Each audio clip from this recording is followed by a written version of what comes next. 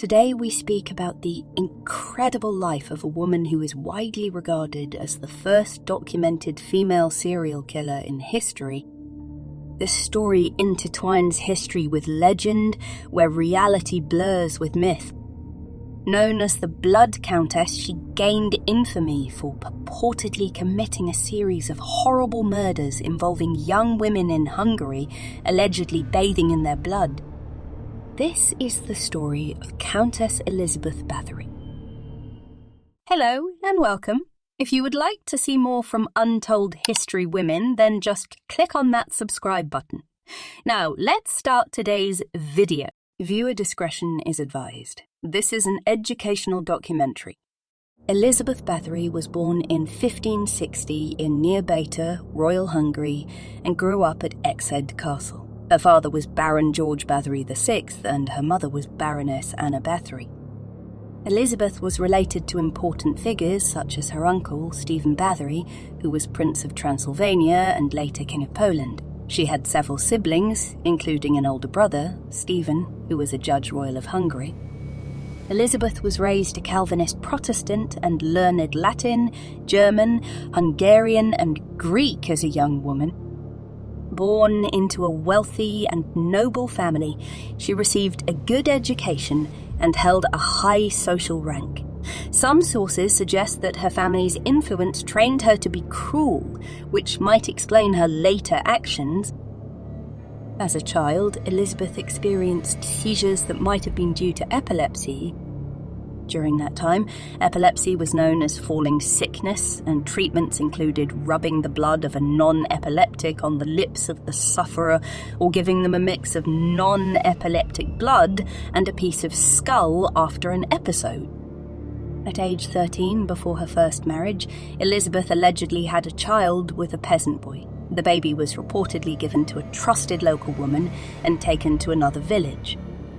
However, this claim, based on peasant rumours, emerged long after Elizabeth's death and is widely disputed. In 1573, Elizabeth got engaged to Count Ferenc Nadasdy.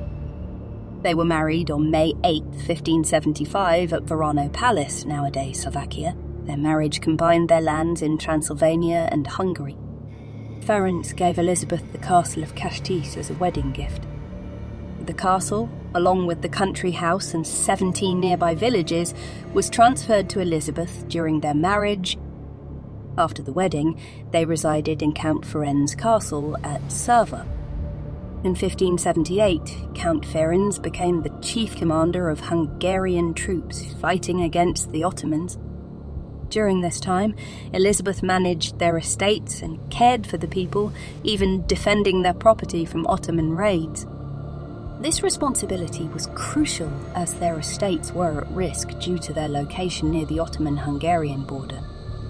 Elizabeth's first daughter, Anna, was born in 1585. Elizabeth had then altogether at least 6 other kids. All of Elizabeth's children were cared for by governesses, as she herself had been. On January 4th, 1604, at 48 years old, Count Ferenc passed away.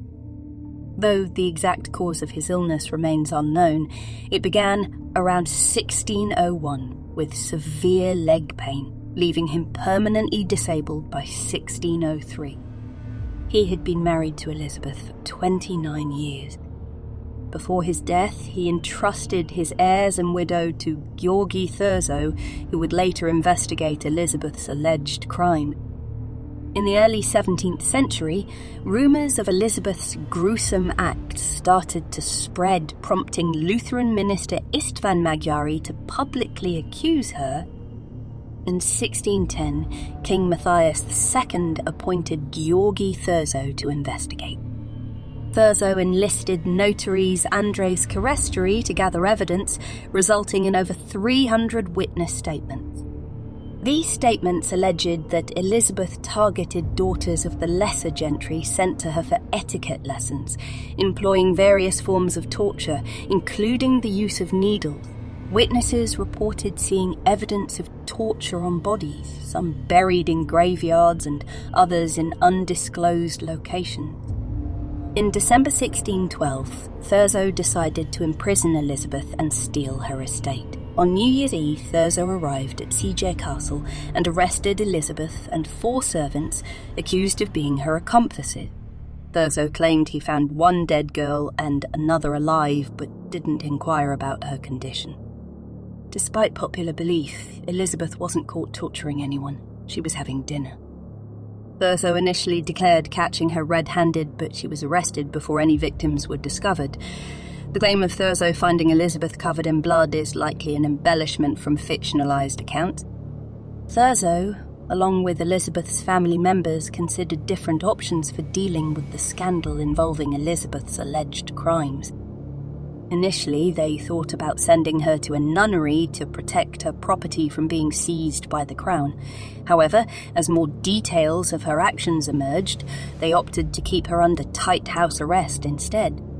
The majority of witnesses admitted they heard accusations from others but didn't witness the events themselves. Servants confessed under torture, which wouldn't hold up in today's courts, and despite being the king's witnesses, they were executed. One servant and another had their fingers torn out with a pair of red-hot pincers and were then burned alive. Due to his youth and the belief that he was less culpable, another servant was executed by a much less painful method, beheading. Afterwards, his body was burned on the same pyre as the others. Another servant initially escaped capture but was burned alive after being apprehended. One received a life sentence after evidence showed she'd been abused by the other women. The accusations against Elizabeth were fueled by rumours lacking any concrete evidence of complaints against her. During that era, even minor offences like theft of a chicken would prompt written complaints.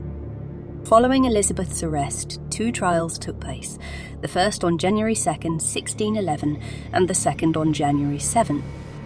During the trial of Elizabeth's accomplices, a servant claimed that one of Elizabeth's court officials had seen a figure of 650 victims in one of Elizabeth's private books. However, the book was never revealed. In 1611, Thurzo informed King Matthias that Elizabeth had been captured and confined to her castle. She remained there until her death at the age of 54. Thurzo mentioned a bricked room, but other sources suggest she had more freedom, akin to house arrest. In September 1610, she drafted a will leaving her inheritance to her children. By the end of the same year, she distributed her estates among them. On the night of August 20th, 1614, she complained of cold hands to her bodyguard, who reassured her, and she went to bed. Elizabeth was found dead the next morning in her bed under unknown circumstances.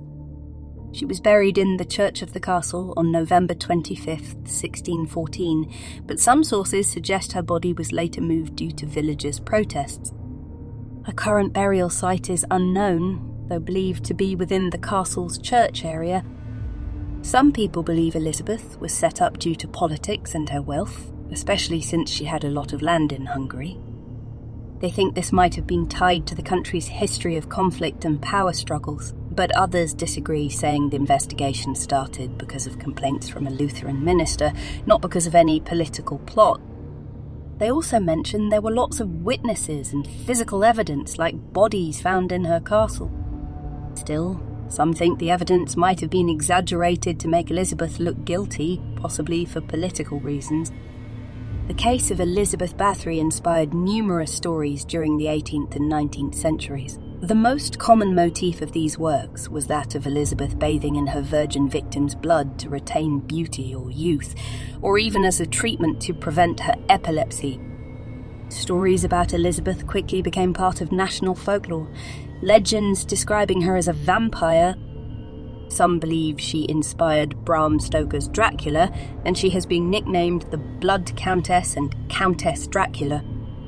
The charges against Elizabeth have been described by several historians as a witch hunt. However, writers like Michael Farren in 1989 noted that over 300 individuals provided testimony, including accounts of physical evidence and mutilated victims at her arrest.